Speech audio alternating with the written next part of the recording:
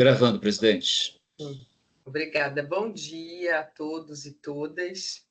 Iniciaremos a sessão da 4ª Câmara Julgadora do dia 16 de outubro de 2024. Então, teremos uma sustentação oral. Vamos iniciar por esse processo que tem sustentação oral. O advogado presente é o auto de infração 5.022.910, da Ingredion Brasil Ingredientes Industriais Limitada. Eu sou a relatora, então, inicialmente, eu vou aqui gravar a sustentação oral. Procurador, doutor Gabriel Rocha Brandão. Então, gravando a sustentação oral, eu vou fazer aqui o relatório, vou falar e depois eu gravo aqui. Então, por enquanto, eu só vou ler aqui, depois eu gravo. Está dando, acho que não é.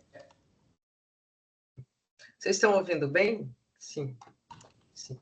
Então, é um recurso ordinário do contribuinte, né, interposto contra a decisão que julgou procedente o auto de infração.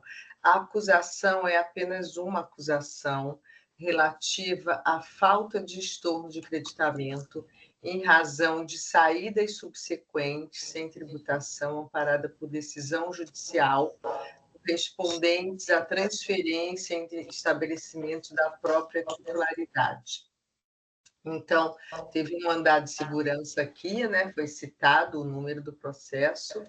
Então, sustenta a recorrente que obteve uma ordem judicial favorável, que foi esse mandado de segurança citado, 101384946 de 2015, reconhecendo o seu direito de não ser obrigada a destacar o ICMS sobre transferências de bens entre o estabelecimento autuado em Mogi Guaçu e as demais fábricas de sua titularidade, localizadas nos municípios de Conchal, São Paulo, Balsa Nova, Paraná, Cabo de Santo Agostinho, Pernambuco, São Gonçalo, Rio de Janeiro e Trombudo, Central, Santa Catarina. Então, aqui foi citada a decisão, né, judicial. Então, diante dessa decisão favorável, a recorrente sustenta que deixou de destacar o ICMS sobre as transferências de bens entre os seus estabelecimentos, tendo mantido os créditos do imposto relativo às operações anteriores, em estrito cumprimento ao princípio constitucional da não cumulatividade. Aduz que a possibilidade de manutenção dos créditos ICMS nas aquisições de insumos quando as saídas subsequentes não forem tributadas, então, porque decorrente de meras transferências entre estabelecimentos do mesmo titular, que foi expressamente reconhecida pelo STF nos julgamentos embargos de declaração na ação declaratória ADC 49. Então, argumenta que não teria havido prejuízo ao erário, que apurou o saldo credor para o período em discussão. Subsidiariamente, requer a declaração da abusividade e confiscatoriedade da multa, pleiteando o cancelamento ou a redução. Então, a representação fiscal requer a manutenção do auto de infração exordial. Então, esse é o relatório. Passo a palavra para o doutor Gabriel, que fará a sustentação oral. No caso, só tem 15 minutos, doutor Gabriel, para a sua sustentação oral. Fico à disposição para ouvir. Ficamos à disposição. Bom dia a todos. Muito obrigado, doutora Maria do Rosário. Primeiro, eu cumprimento a senhora e os demais julgadores aqui presentes. Como bem mencionado no relatório, trata-se de um tema, assim, talvez bastante conhecido nos tribunais administrativos judiciais tributários do Brasil, que são as implicações relativas às transferências de mercadoria entre estabelecimentos do mesmo titular. Como dito, a fiscalização lavou o auto de infração em referência, exigindo que fosse realizado o estorno dos créditos relativos às aquisições de mercadorias, que posteriormente foram remetidas para outros estabelecimentos da Ingredion, a recorrente, sem o destaque do ICMS, amparado em uma decisão judicial.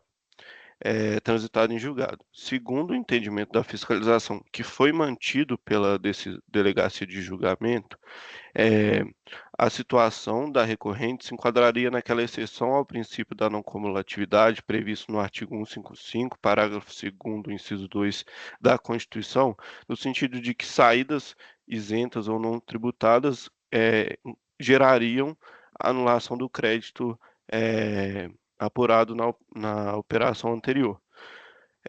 Só que conforme razões do recurso ordinário, essa decisão merece ser formada por essa Câmara Julgadora, em conformidade com o entendimento firmado no STF, na DC 49, no sentido de que essas operações de transferências de mercadorias entre estabelecimentos do mesmo titular não podem, de forma alguma, ser enquadradas nessa hipótese de exceção ao princípio da não cumulatividade. Por quê? Elas são equiparadas a uma mera transferência entre prateleiras, como se fossem entre prateleiras dentro de um estabelecimento de um contribuinte. Não há alternância de titularidade, não há efetiva circularização de mercadorias. Portanto, não há que se encaixar essa situação da transferência de mercadorias naquela hipótese da exceção do artigo 155, parágrafo 2º da Constituição. Inclusive, esse entendimento da fiscalização que foi corroborado na decisão recorrida, ele afronta integralmente o princípio da não cumulatividade, porque ele torna a operação da Ingrid, da recorrente, uma operação cumulativa. Por quê? Porque a Ingrid, quando comprou essas mercadorias dos fornecedores, ela assumiu o ônus do ICMS, e quando ela remeteu para outro estabelecimento, ela não recolheu qualquer imposto e teria que anular esse crédito da operação anterior. E quando ela vendeu essa mercadoria para o destinatário final dessa mercadoria, ela também teve que recolher o ICMS. Ou seja, na operação de aquisição dela, ela, ela recolheu o imposto, o imposto veio com destaque, ou seja, ela assumiu o ônus do imposto, e para piorar na operação que ela, de fato, fez a circulação de mercadoria, ela também teve que suportar o ônus, já que ela destacou o ICMS.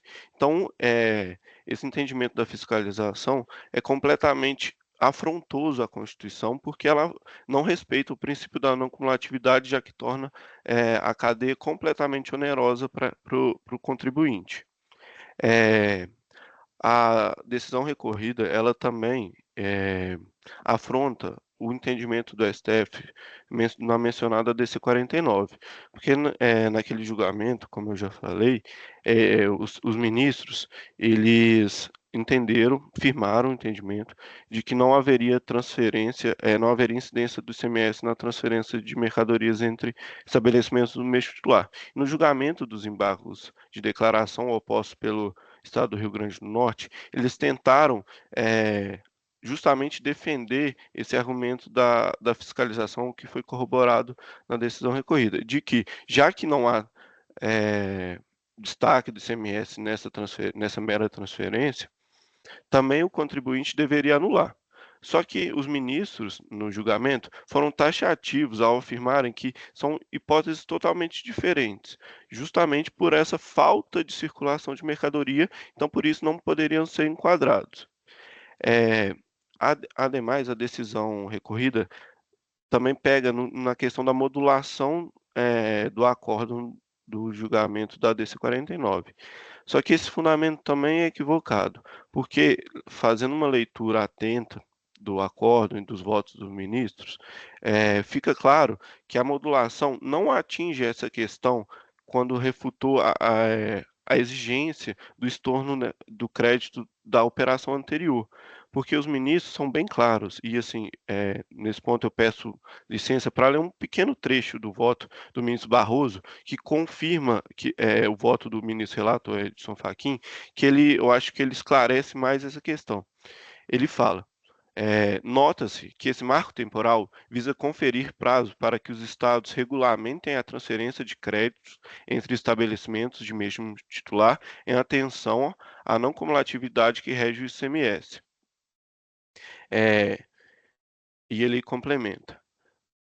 Pode-se dizer que deve-se afastar a interpretação de que, com base na decisão de mérito, ou seja, a decisão que afastou a incidência do ICMS em tais operações, os estados estariam autorizados a anular os créditos tributários relativos às operações anteriores. Isto é, repita-se, nesse caso, o artigo 155, parágrafo 2º, inciso 2º da lei é inaplicável. Ou seja, ele é claro que isso é um trecho do acórdão do julgamento dos embargos. Ele é claro que a modulação feita não de forma alguma dá o direito aos estados a exigirem a anulação desse crédito até o final do exercício de 2023. Portanto, ao contrário do que entendeu a decisão recorrida, o fato de ter havido a modulação dos efeitos da DC 49 para o exercício fiscal de 2024 em relação à transferência dos créditos, em nada permite que seja exigida a anulação desses créditos. Portanto, em relação ao mérito do recurso, a gente pede que seja dado provimento para justamente afastar esse entendimento que foi adotado na decisão recorrida. A gente também, como citado pela excelentíssima relatora, a gente traz alguns argumentos subsidiários, no sentido de que, como se trata de hipótese de anulação de crédito escritural, ainda que se fosse passível a exigência esse estorno desses créditos, no período, a recorrente apurou o saldo credor desses créditos. Portanto, deveria ter feito a composição gráfica desses créditos e não a exigência do imposto com multa e juros. Também a gente pede para que seja afastada a incidência dos juros de mora no período anterior à lavratura do auto de infração, já que até a lavratura do auto de infração, em especial em relação à base de cálculo da multa, porque isso faz com que a multa exigida no auto de infração supere os 100% do posto exigido, o que é julgado inconstitucional pelo STF. Esses são meus argumentos. Eu agradeço a atenção e a gente pede para que seja dado provimento ao recurso para que seja integralmente cancelado o auto de infração. Obrigado. Obrigada, doutor Gabriel. Parabenizo pelos esclarecimentos, pela sua sustentação oral. E passo aqui, então, a leitura do voto, né? Como relatado, então, trata-se de recurso ordinário interposto contra a decisão monocrática. A acusação fiscal, já está gravado, né, registrado, tá? Para vocês acompanharem. É relativa à falta de estorno de creditamento em razão de saídas subsequentes, sem tributação ou parada por decisão judicial, correspondentes à transferência entre estabelecimentos de sua titularidade. Aqui eu coloco alguns argumentos, né, da autuada, que vão ser analisados, como já falado na sustentação oral, que sustenta que a possibilidade de manutenção dos créditos CMS nas aquisições de insumo, quando as saídas subsequentes não forem tributadas, porque decorrente de transferências entre estabelecimentos do mesmo contribuinte, foi expressamente reconhecida pelo STF no julgamento dos embargos da DC 49, né? Então, aqui eu digo, e por outro lado, então, a fiscalização entendeu que o estabelecimento autuado deveria ter realizado o estorno dos créditos de ICMS decorrentes das operações anteriores de entradas de insumos. Então, assim, a recorrente cita excertos dos votos dos ministros na DC 49, a respeito da manutenção do direito ao creditamento, cita decisões também do Tribunal de Justiça de São Paulo favoráveis ao contribuinte. Aqui já passando ao voto, então eu digo, entendo com razão o autuado, haja vista a legitimidade do creditamento do ICMS em observância ao princípio da não cumulatividade. A ação declaratória de constitucionalidade 49 do Rio Grande do Norte declarou a inconstitucionalidade dispositivo da Lei Candir, Lei Complementar 87 de 96, que possibilitava a cobrança do ICMS na transferência de mercadorias entre estabelecimentos da mesma pessoa jurídica com eficácia a partir do exercício financeiro de 2024. Então, por maioria de votos, o colegiado modulou os efeitos do julgamento da DC 49, julgando procedentes os embargos a fim de ter eficácia a partir do exercício financeiro de 2024, sendo ressalvados da modulação os processos administrativos e judiciais pendentes de conclusão até a data da publicação da ata do julgamento da decisão de mérito. Assim, houve a declaração de inconstitucionalidade parcial, sem redução de texto, do artigo 11, parágrafo 3º, inciso 2, da Lei Complementar 87 de 96, excluindo do seu âmbito de incidência apenas a hipótese de cobrança do ICMS sobre as transferências de mercadorias entre estabelecimentos do mesmo titular. A premissa fixada foi no sentido de que o deslocamento de mercadorias entre estabelecimentos do mesmo titular não configura fato gerador de ICMS, ainda que se trate de circulação interestadual. Assim, para existir fato gerador de ICMS, é irrelevante o deslocamento físico, pois é necessária a circulação jurídica que ocorre com a transferência de titularidade. Deve-se partir da regra matriz para fixar as bases e os critérios do imposto. Não se pode partir da questão relativa à autonomia dos estabelecimentos e de que, em razão disso, há incidência no deslocamento físico. Então, a premissa constitucional é o contrário, né? Então, no caso em análise, a autuada possuía mandado de segurança, número tal, reconhecendo seu direito de não ser obrigada a destacar o ICMS sobre transferências de bens entre o estabelecimento autuado em Mogi Guaçu e demais fábricas da recorrente localizadas nos municípios tais. Cabe destacar os dispositivos da Lei Complementar 87, que privilegiam o princípio da não cumulatividade do imposto. Então, aqui destaquei o artigo 19, 20. No que tange a não cumulatividade, quer dizer, para a compensação do imposto, deve-se ter um crédito na operação de circulação de mercadoria na entrada a ser compensado com débito na saída da mesma titularidade, não sendo relevante qual o estabelecimento, mas sim a mesma titularidade. Então, portanto, em respeito à não cumulatividade, então eu entendo, né, salvo o melhor juízo, que há direito ao creditamento na etapa subsequente, caso o imposto tenha incidido na operação anterior. Então, nesse sentido, entendo também que há possibilidade de manutenção dos créditos relativos às entradas das mercadorias objetos de transferência subsequentes para estabelecimento da mesma titularidade. Então, o crédito deve ser mantido no estabelecimento remetente a fim de ser compensado com o débito no estabelecimento da mesma titularidade dentro do Estado ou interestadual. No caso, não há que se falar em isenção ou não incidência, tecnicamente, pois o que há é a ausência de fato gerador. Haja vista um mero deslocamento físico, mera movimentação física das mercadorias. Então, a não incidência deve ser entendida quando há operação de circulação de mercadoria e a regra de competência, então, afasta, excluindo o campo de tributação, portanto, incompetência, né? Aí uma questão um pouco mais técnica. Então, portanto, no meu entendimento, não há que se falar em estorno de crédito, né? Que seria a infração de falta de estorno de crédito, como previsto no artigo 21, inciso 1º da Lei Complementar 87, para o caso em análise.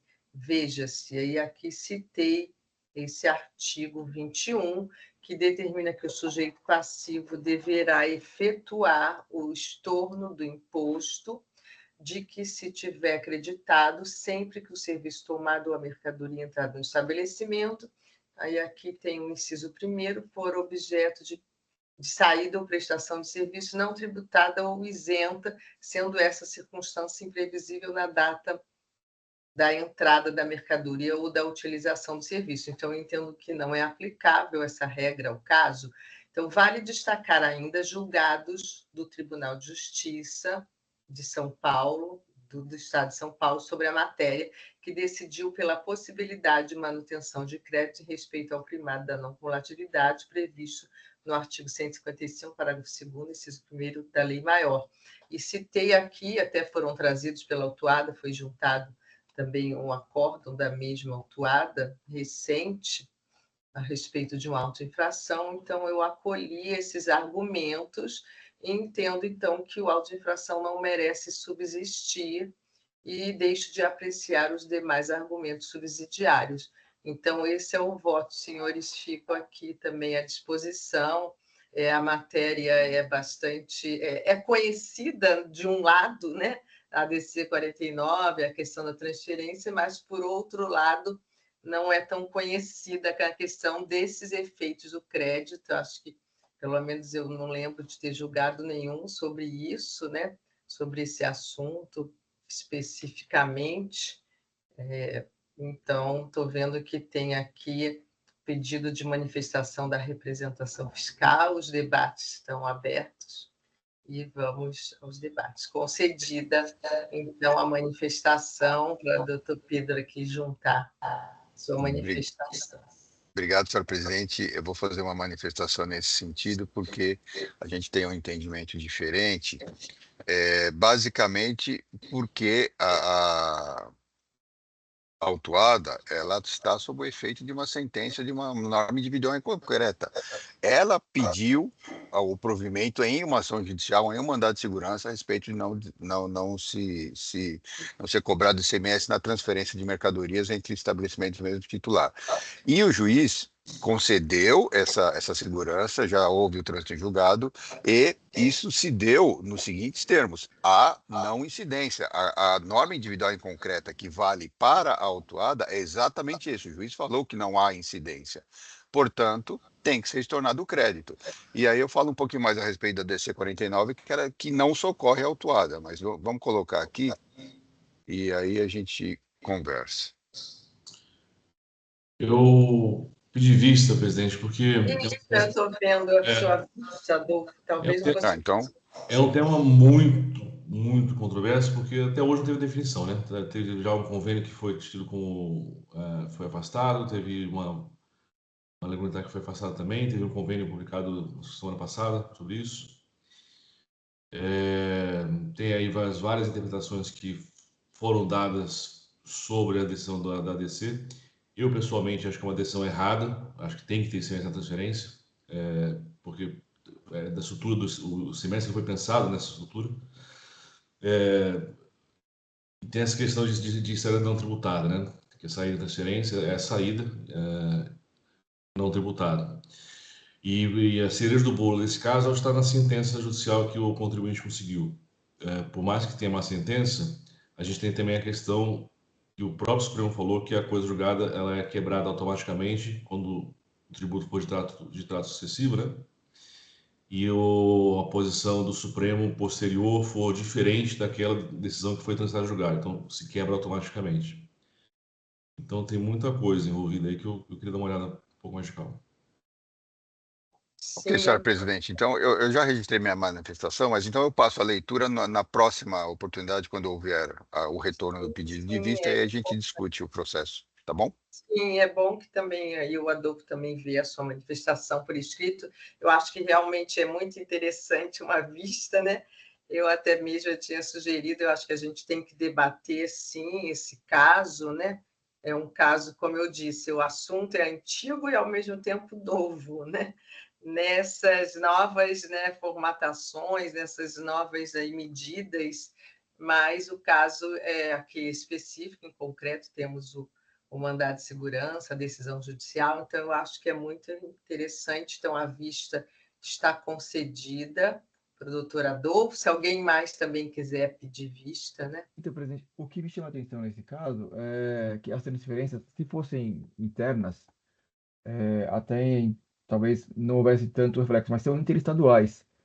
Isso, acho que reflete em que o Estado de São Paulo vai assumir todo o ônus do crédito do imposto que vai ser pago em outro estado, entendeu? Eu acho que isso é muito grave e o Supremo, talvez até pensando nisso e pensando também na repartição dos municípios, né? Ele diz que o crédito, tudo bem, ele tem que ser passado na cadeia, porque senão cada ente perde a sua competência financeira, sabe?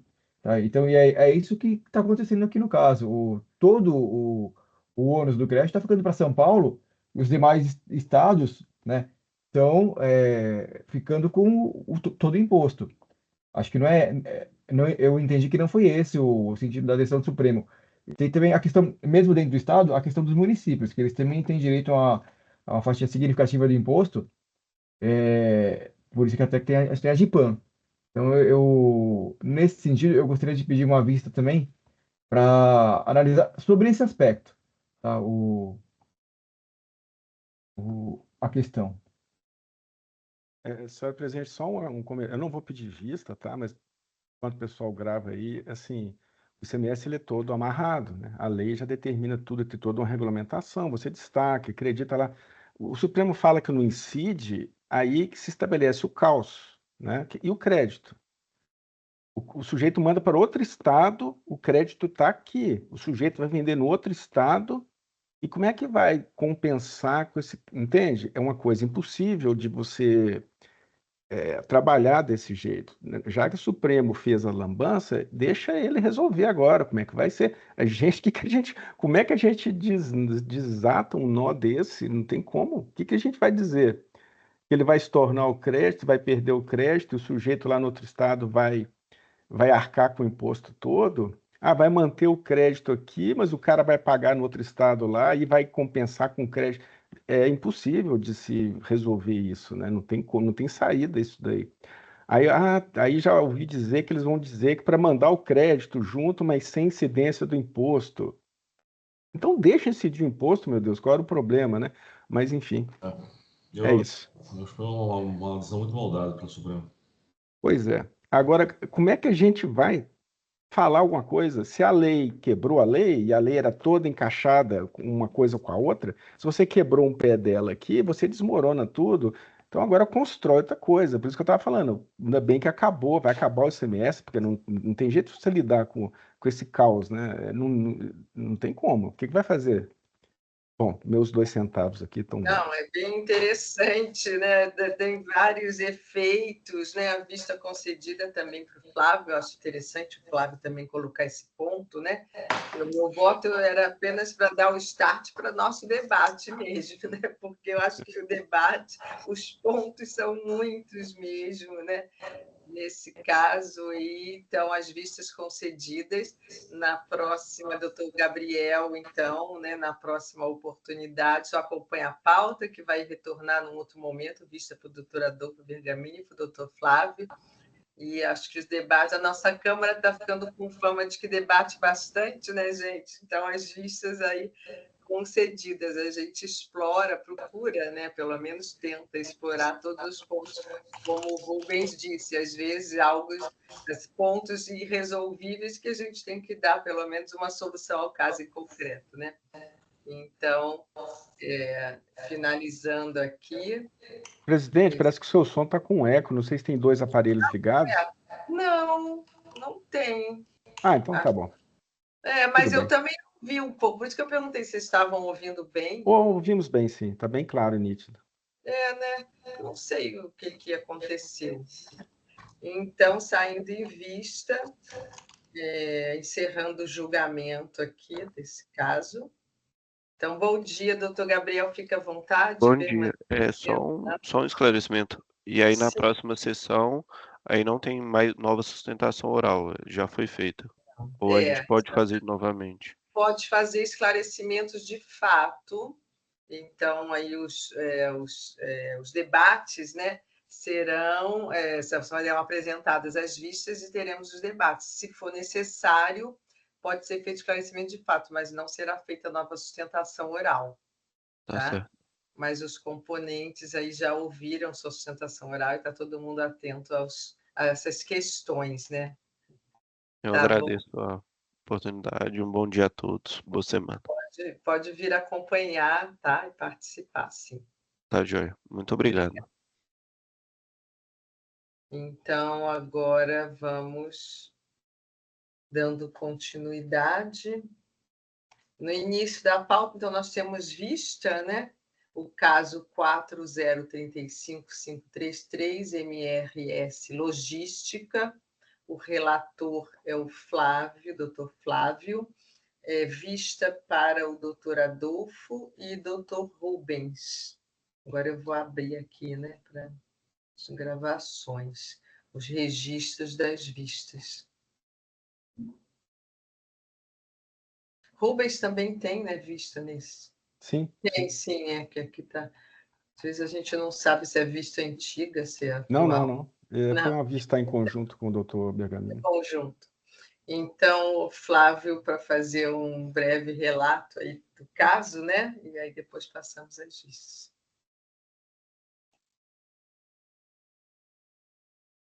o caso é de crédito devido, material de uso e consumo, tá? Então, eu mantive a glosa do crédito, mas é uma questão que acho que é bem recorrente na Câmara, né? É o material de uso e consumo que se pode ou não ser creditado e os critérios da decisão normativa CAT. Então, é isso.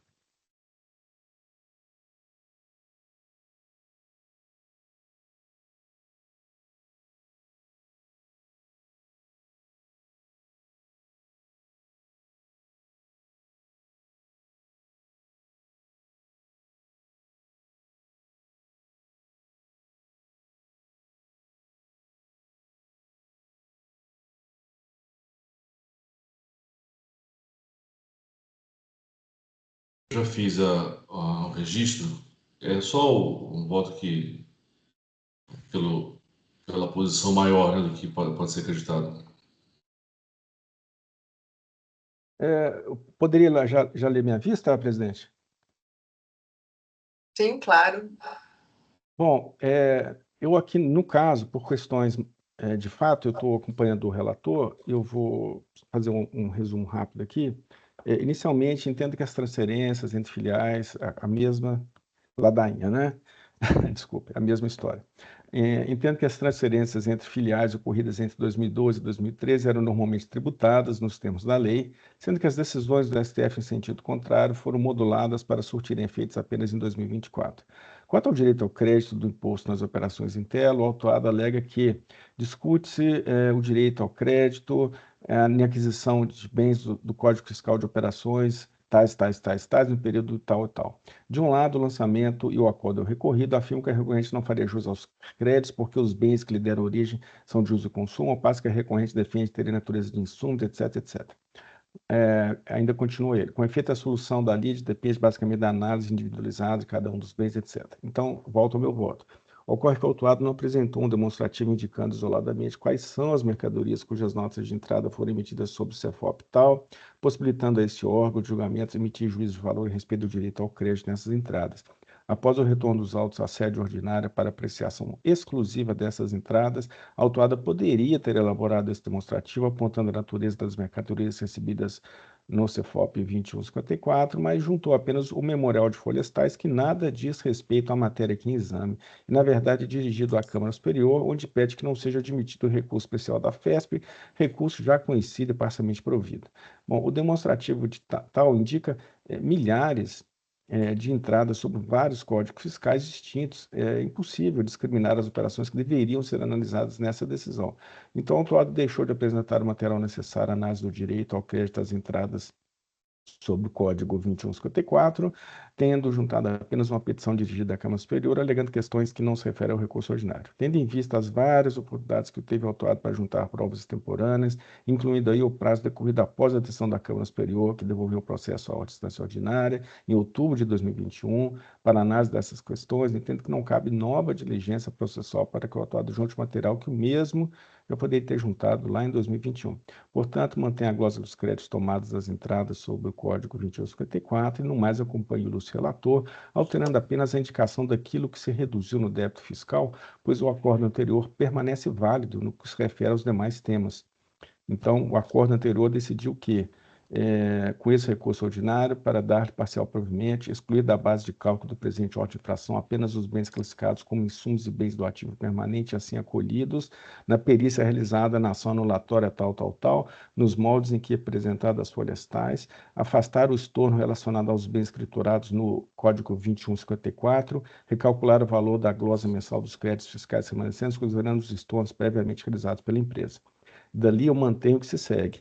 Diante do exposto, com esse recurso ordinário, para dar parcial provimento para excluir da base de cálculo presente em apenas os bens classificados como insumos e bens do ativo permanente, assim acolhidos na perícia realizada, nos moldes apresentados às folhas tais. Recalcular o valor da glosa mensal dos créditos, considerando os estornos previamente realizados pela empresa. Acrescento a retificação dos juros para a taxa Selic, conforme decidido pelo ilustre relator. Então, eu conheço o presidente recurso ordinário, dá seu provimento parcial. É como eu voto, senhores.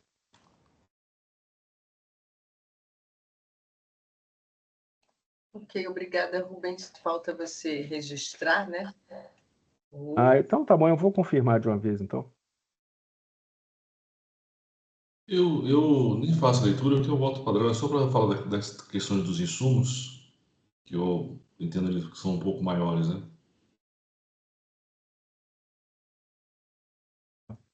Só uma questão. Mas quando eu fiz voto, eu não sei, eu ampliei o escopo do que a superior havia determinado?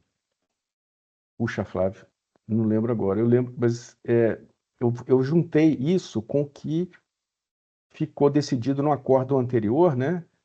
E aí, para dar uma decisão combinada, né? O nosso acordo com o acordo anterior. Foi basicamente isso. Porque ele está válido ainda, né? Então eu não Sim, poderia sim. É, mudar alguma coisa que foi decidida lá que não estava dentro daquilo que a superior especificamente mandou a gente fazer, sim, olhar. concordo com No, você nisso. acompanhou, é o mesmo, quer dizer, o parcial, uma dúvida, Rubens, o seu, né, é parcial provimento e o do Flávio também. Também. É só o que se abrange ali é que mudou um pouquinho. Mas, então, isso que eu fiquei na dúvida, se eu ampliei o que a superior determinou, aí eu teria, na verdade, corrigir o meu voto, que ele tá errado, né? Assim complementando o jogo, eu coloquei no parágrafo 2 do meu voto, assim complementando o julgado realizado pela 16ª Câmara Julgadora, deve ser afastada a possibilidade de crédito apenas em razão da operação ter sido realizada no SOFAP tal. Há que se verificar também as operações do SOFAP, que é o 2154, as demais razões de proveito parcial pela pelo ordinário, quando o julgamento da 16ª Câmara Julgadora. Eu falei aqui, Flávio, porque eu mudei apenas a indicação no final do dispositivo, né, daquilo que foi reduzido. Porque o acordo anterior reduziu outras coisas também, e eu incluí isso na decisão para que constasse, né, para que a nossa decisão não se restringe. Eu sei, a gente se restringiu a analisar o código 2154, né, mas a decisão final do acordo, eu incluí também aquilo que foi decidido lá atrás, reduzido lá atrás, só para colocar que aquilo permanece reduzido, né, digamos assim, ainda que não tenha sido objeto da nossa decisão aqui. Ah, É mais tá. nesse sentido. Complemento mesmo, né? Entendi. Tá, mas ela não tá diferente da que eu fiz? Ou tá? Não, não, Ou- nós dois olhamos apenas o que mandaram tá, olhar, não houve extrapolação nenhuma. Mas na hora de dizer o que ficou reduzido, além do nosso, eu coloquei também o que o acórdão ordinário anterior reduziu, só para ficar assim, completa a decisão, falar assim, olha, além desse 2154, foi isso, aquilo, apesar de não ter sido objeto dessa decisão, está válido, né, aquilo ali, porque é um. tá. Vai que quer fazer Uhum, outro recurso especial em tá. cima disso Aham. também, não Então, sei. eu tô pensando em colocar aqui, não sei se eu coloco como preferência ou como modificação do voto do relator, para incorporar nas razões do meu voto essa tua especificação que ficou mais detalhado, né? Como você está falando aí, para ficar melhor. Não sei se eu Sim, coloco mas como no seu voto não houve, não ampliou em nada. Foi falado justamente o que a superior mandou falar. Só para tá. deixar claro isso aí. Aham, mas é que a sua ficou mais detalhada, né? Pelo que você está explicando, aí ficou um Porque eu pouco melhor. peguei a decisão do Aham, acordo anterior também, que não se referia a esse código, e falei, olha, além desse código aqui, ficou decidido tal, tal e tal também. Que aí a decisão nossa está completa, tá. é, Então, eu não vou É, ficou fazer. faltando nada. eu acho interessante, sim, doutor Fábio, porque É, é o seguinte, a superior mandou retornar para analisar é, o crédito indevido e material de uso e consumo referente ao CFLP 2154. E na sua decisão, você já parte direto, olha, o crédito é indevido porque é material de uso e consumo, você não diz por quê. Eu acho que é uma decisão que está sem fundamentação. E aí a decisão do Rubens tem uma fundamentação de por que esse crédito seria indevido e o doutor Bergamini também de por que ele entende que é provimento parcial. Então, acho que aí realmente precisaria dizer, né? Precisaria é, fundamentar por que o crédito isso. indevido, por que o doutor entende que o crédito tem que ser glosado. Isso. Eu vou, então, fazer uma preferência, Rubens, para pedir licença para você, incorporar aqui no voto as razões, porque Claro, está à no mesmo vontade. sentido, mas realmente a sua ficou um pouco mais completa, Deixa tá só, o bom? doutor Adolfo também tem o voto dele, né? Quem sabe traz um fato novo aí. O que é? O senhor vai ler o seu voto, né, doutor Abiagalino? É o que eu já li algumas vezes. Eu basicamente faço histórico do que a legislação paulista fala sobre os Ah, critérios de preço tá. de insumo e tal. Tá bom. E eu falo que usa, né? Então, eu só excepciono 2 itens, que são torneira e vassoura. De resto, Tá bom. Eu fui mais pela questão de fato mesmo, né? A ausência de trazer os elementos, assim, não dava para analisar. eu vi pela descrição, né? Não tem. Uhum. Depois você fala que uma mesa usada no setor de advocacia. Eu acho que tá claro pela descrição. Mas foi mais conceitual o que eu trouxe. Ok.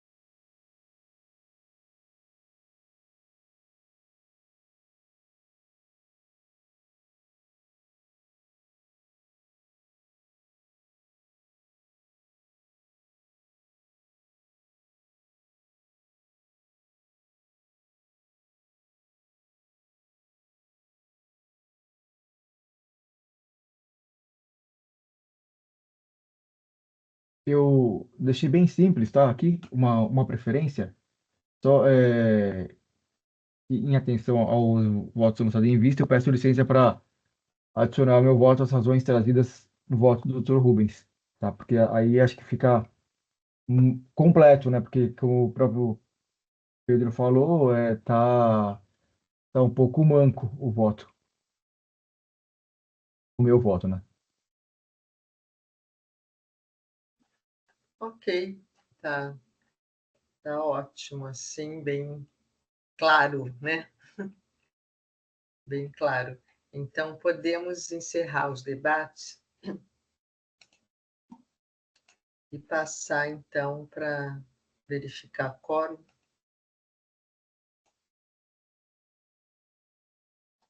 Ora é só a senhora mesmo. Verdade, já não ninguém. Ninguém, né? Eu já sou confirmada. Iniciar a votação.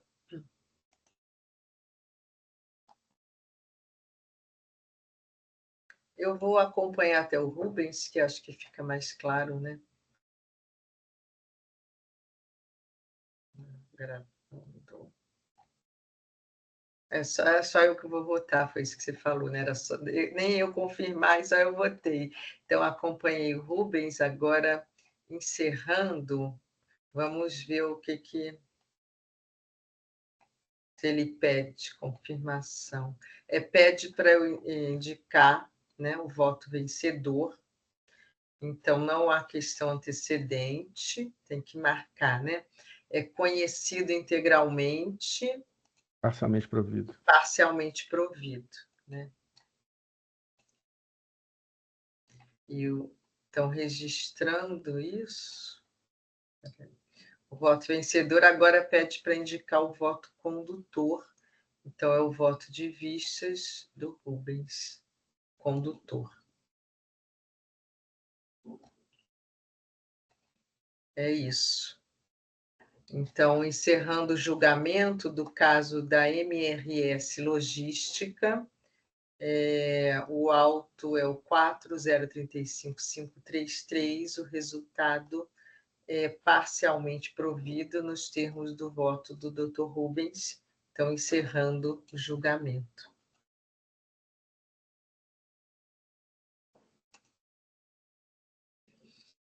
Então, agora, seguindo aqui a pauta, a Brabeb, Brasil Bebidas, o auto de infração é o 4138153, relator Dr. Rubens. Então, aqui iniciando os debates.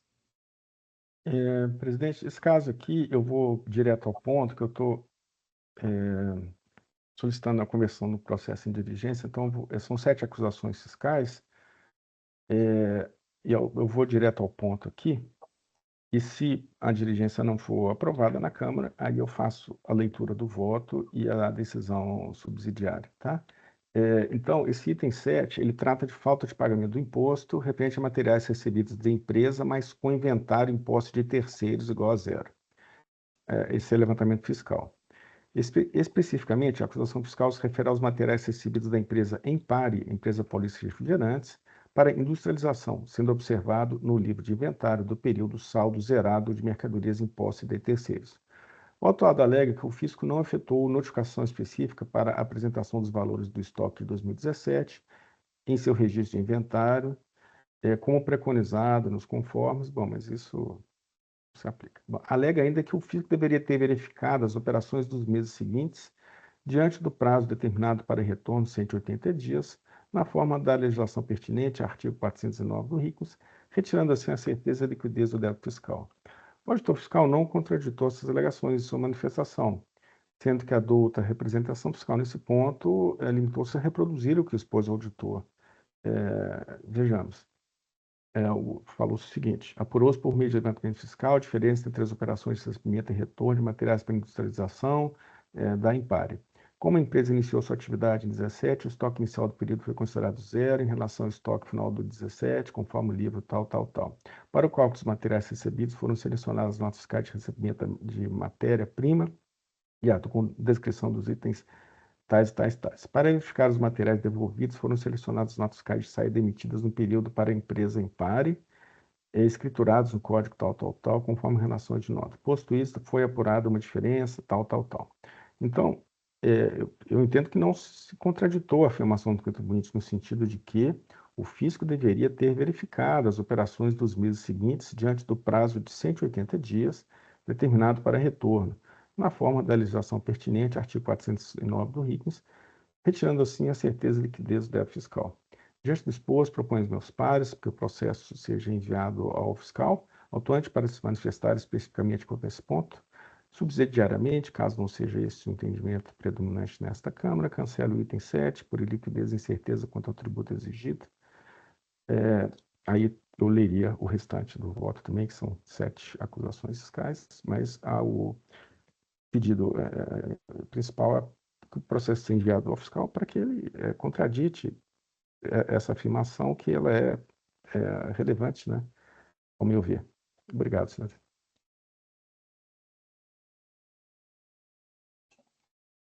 Então, ok. Obrigada, Rubens. Então, os debates estão abertos.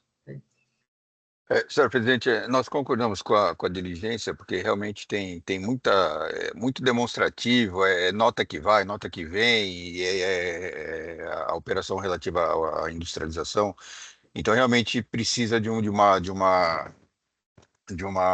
assim, de tratar um pouco mais com detalhe essa questão do item 7, né, que o doutor Rubens está convertendo em diligência, e analisar com carinho essa alegação do contribuinte de que ele não foi até o final do período, ele não considerou as notas que poderiam ser devolvidas no período anterior, pelo prazo de 180 dias. Então, acho que é interessante uma diligência nesse sentido, sim. Obrigado, senhor presidente. Sim, eu não me oponho à diligência, acho que também vem esclarecer. Então, acompanho aí essa proposta. Acompanho também. Acompanho o relator. Também acompanho. Sim. Então, podemos encerrar os debates e verificar quórum para votação.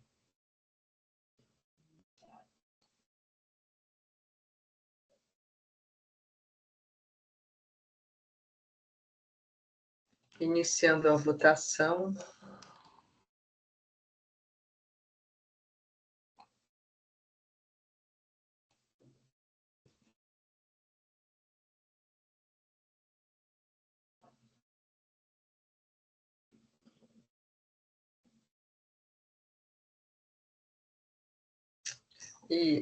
Não, está faltando. Agora sim. Eu já ia fechar aqui, encerrar, mas estava faltando Adolfo. Agora, então, encerrando a votação. Convertido em diligência, então, foi unânime essa conversão em diligência, do caso da Abrabeb Brasil Bebidas. Então, encerrando esse julgamento. E vamos passar para o próximo. O caso da Unilever Brasil Industrial, auto 4, 140.036. Rubens é o relator e saiu em vista para o Flávio. Então, um breve resumo, por favor, Rubens. Bem, eu vou tentar fazer a coisa cumprida aqui. Bom, são 8 itens, né? Há um recurso misto.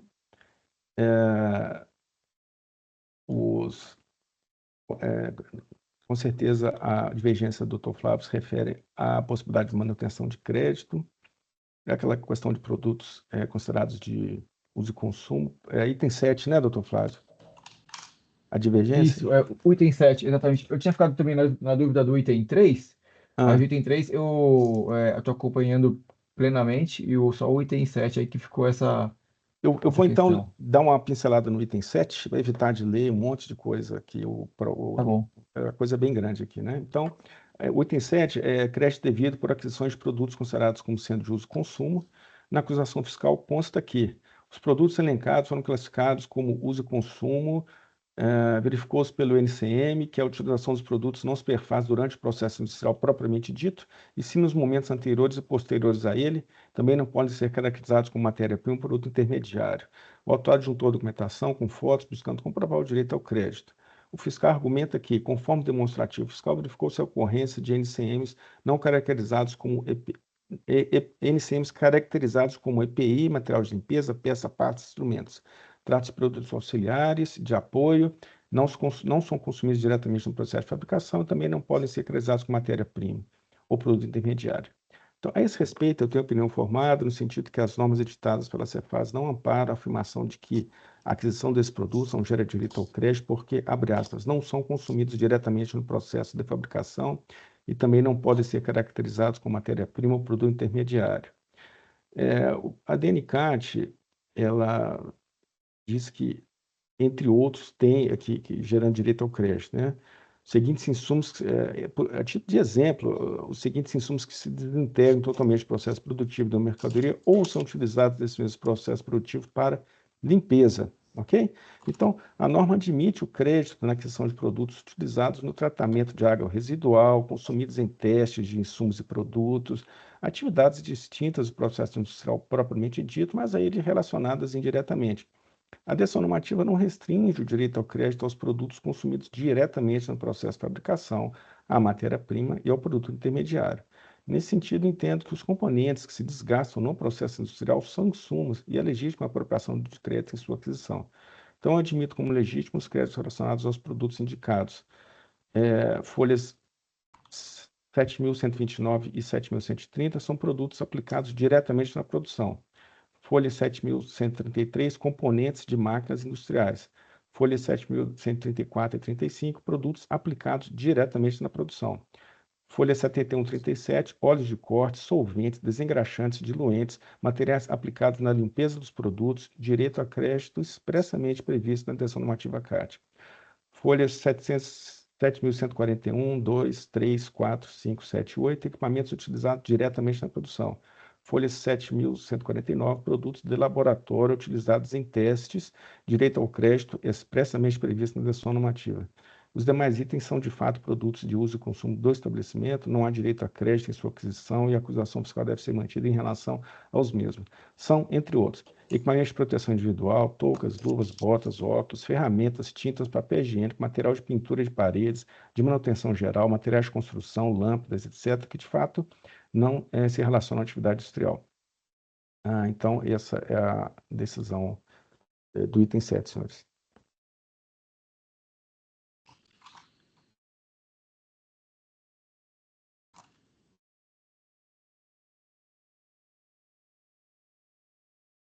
Então, os debates estão abertos, né? Tá. Continuando, Flávio vai registrar? Isso, eu registrei também. Está Então, registrada. Falta só acabei. isso. Isso. Eu vou ler aqui, então. Inicialmente, parabenizo o muito bem elaborado o voto do relator, Dr. Rubens, e o parecer da DRF, apresentado em sessão, pelo Dr. Pedro. Eu pedi vista para analisar mais nitidamente os itens 3 e 7. O item 3 versa sobre aquisições de produtos que, segundo o fisco, estarão sujeitos à alíquota de 4%, por serem de operações interestaduais com bens e mercadorias importadas do exterior, com conteúdo de importação superior a 40%, conforme resolução 13. O doutor relator proferiu voto restabelecendo parcialmente o item 3, firme no argumento de que há provas de que a alíquota interestadual aplicável seria de 4% para o produto Juvenilia Flower, e já para o produto Finsolve, o fisco informou que não encontrou as FCI, devendo tais operações serem afastadas do AIM. O fisco afirma que não localizou a FCI para o produto, mas que a fornecedora da autuada, em outra ocasião, utilizou a alíquota de 4%. A míngua de outros elementos de prova, entende tal qual o relator que a situação não pode persistir. Então, eu acompanho o relator plenamente no item 4. Aqui surgiu no dia um debate, né? E aí o leite é o que o Rubens analisou, tá? No ao que ser mudado. O item 7 tratou de crédito de materiais que a autuada alega serem insumos de produção e o fisco entende serem materiais de uso e consumo.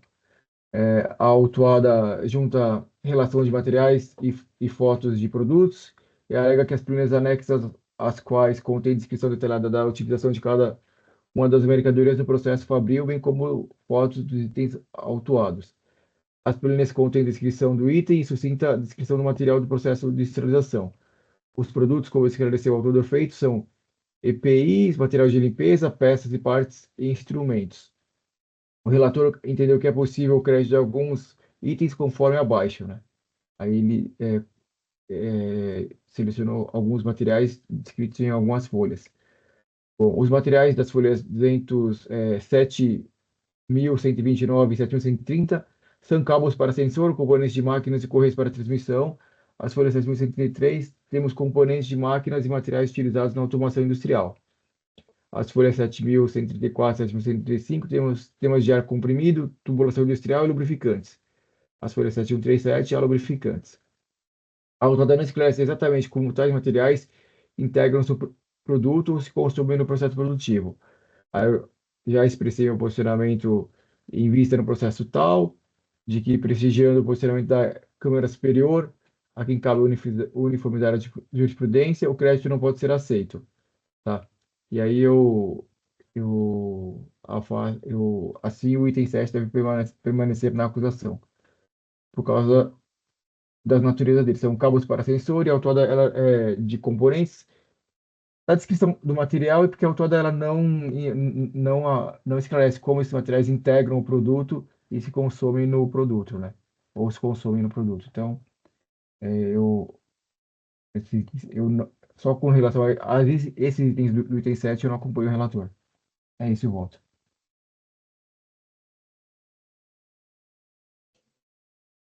Ok, obrigada, Flávio. Senhora Então, presidente, assim que houver o registro do relator, eu vou pedir a gentileza de colocar uma manifestação. Ela vai no mesmo sentido do doutor Flávio. Eu não preciso ler novamente, mas eu preciso colocar porque houve pedido de vista, né?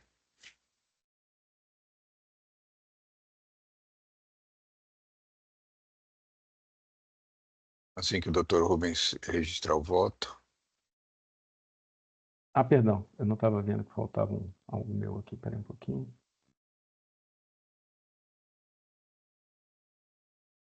Pronto.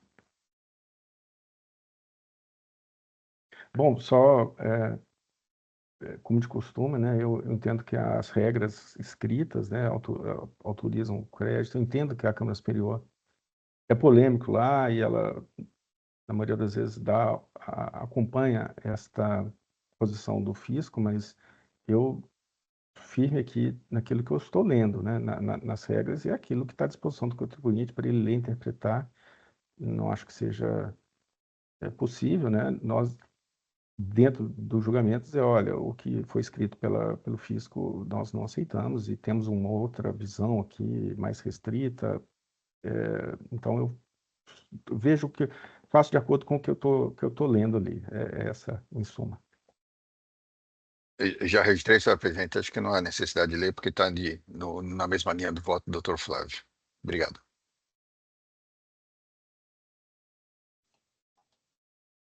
Sim, ok. Então, acho que podemos encerrar os debates.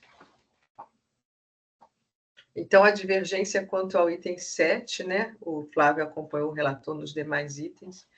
Nesse caso, eu vou acompanhar o relator também, doutor Rubens. Encerrando os debates.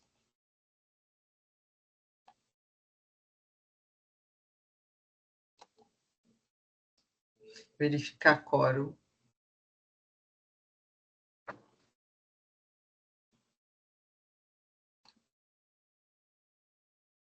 Para mim não está aparecendo. Não, Ah, agora apareceu. foi. É porque, na verdade, só você que falta.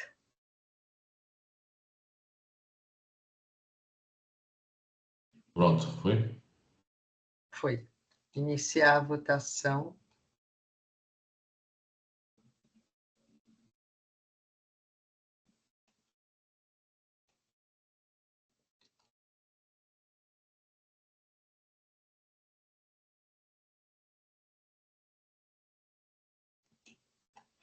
Então, encerrando a votação, o resultado é o recurso ordinário da Unilever conhecido e parcialmente provido, e o recurso da Fazenda conhecido também.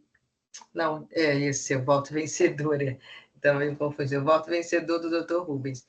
O recurso de ofício conhecido e parcialmente provido também. Então, esse é o resultado do caso da Unilever, auto 440.036. Então, encerrando o julgamento.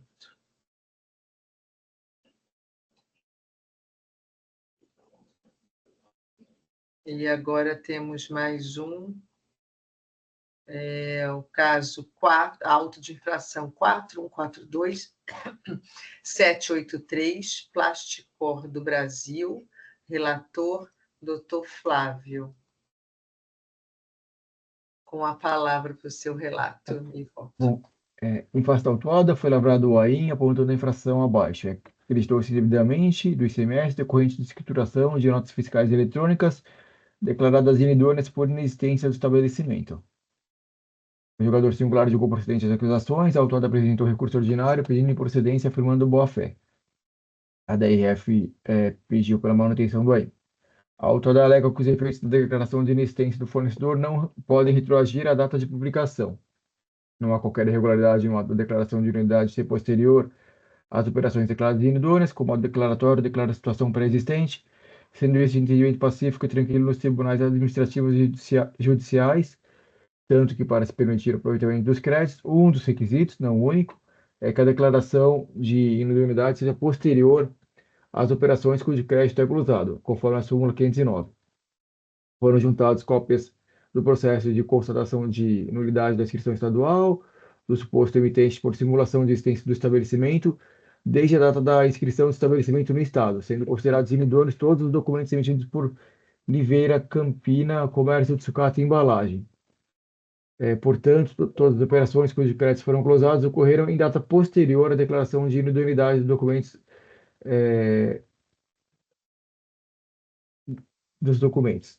que os documentos tiveram efeitos. A autuada fornecedora estava localizada em imóvel considerado fechado durante a diligência. Indagados vizinhos, foi informado ao fisco que lá funcionava uma pequena oficina de costura. Diligenciado o endereço do sócio, este não foi localizado. Indagado o contabilista, esse apresentou declaração que desconhece a empresa e boletim de ocorrência policial devido à empresa usar indevidamente seu nome.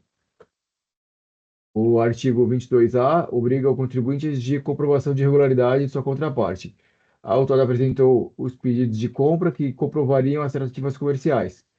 Porém, a autora não esclarece quem seria a contraparte. Os e-mails foram trocados com eu escrevo os e-mails, né, que é @gmail.com. Durante 3 dias, a autuada adquiriu 2,5 bilhões em mercadorias da fornecedora, que utilizava e-mail esse genérico, né, que é @gmail. Segundo a autuada, a empresa era representada por Lúcio Moraes, não é esclarecido o vínculo entre o senhor Lúcio e a fornecedora, e não é esclarecido quem é SRC. Os e-mails todos eles têm essa src@gmail. Instada a apresentar os comprovantes de pagamento, afirmou que não os possuía, pois as parcelas ainda não haviam vencido na oportunidade. Até o julgamento desse recurso ordinário, mais de 4 anos após as operações, a autuada quedou-se inerte e nada trouxe. Considero dispensável a consulta ao Sintegra, sendo que a nota fiscal eletrônica, a autorização para emissão só é fornecida se o emitente estiver hábil. Então, quer dizer que o emitente estava hábil quando foram emitidas as notas. A autora afirma que as provas confirmam a ocorrência das operações, estando seu direito obrigado pela jurisprudência conforme a súmula 509. Da simples leitura da citada súmula, verifica-se que os créditos oriundos de prestadores posteriormente declarados inidôneos só podem ser aproveitados se demonstrada a veracidade da operação, o que é feito com análise documental. A recorrente alega que demonstrou sua boa-fé, mas não é isso que apontam os documentos. Ao comerciante de boa-fé só é permitido aproveitar o crédito como demonstrado a veracidade da operação. No presente caso, não há sequer pagamentos e não é preciso explicar muito sobre a impossibilidade de ser verossímil a ocorrência de aquisições de mercadorias por compra sem pagamentos. As tratativas comerciais também não foram satisfatoriamente explicadas, como acima delineado. As infrações estão comprovadas, a autora escriturou e se creditou de documentos fiscais emitidos por fornecedor declarado inidôneo pelo fisco. As multas aplicadas não são confiscatórias, guardando relação com a gravidade da infração, uma vez aplicadas segundo os critérios definidos pelo legislador, o princípio do 154, constitucional 154, veda a utilização do tributo com efeito de confisco. A multa deve ser grave a ponto de inibir a ação irregular. O artigo 28 da Lei 13.457 veda o afastamento da lei, excetuando os casos nele previstos. O percentual da multa aplicada também é previsto em lei, não sendo possível alterá-lo neste julgamento em razão do citado artigo.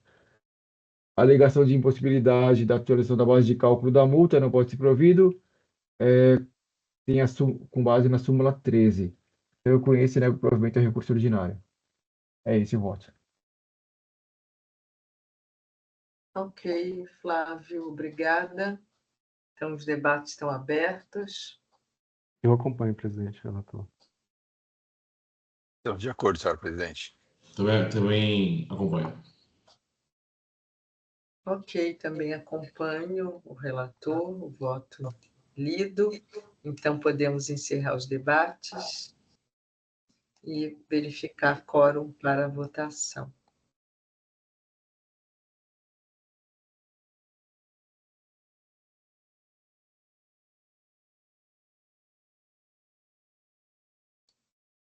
Então, iniciando a votação.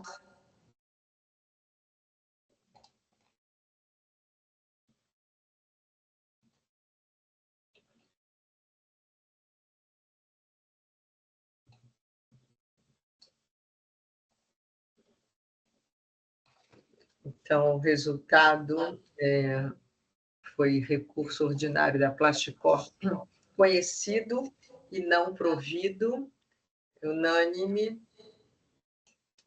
Então, encerramos também o caso do AIM 42783, Plasticor. Encerrando, então, aqui a votação, encerrando o julgamento desse caso. Para mim caiu tudo o empate aqui, para você está normal ainda? Estava travando um pouco agora. Não, Por enquanto aqui está certo. Mas deu tempo. Não, voltou, eu entrei de novo, voltou. Eu estava clicando e ele estava... Encerra a sessão logo aí, antes que dê problema. Não, já encerramos a sessão. Então, aqui todos os 5, né? A pauta cumprida de hoje. Então, encerrando o julgamento, Oswaldo pode... Já estou aqui encerrar a gravação. Encerrado, presidente.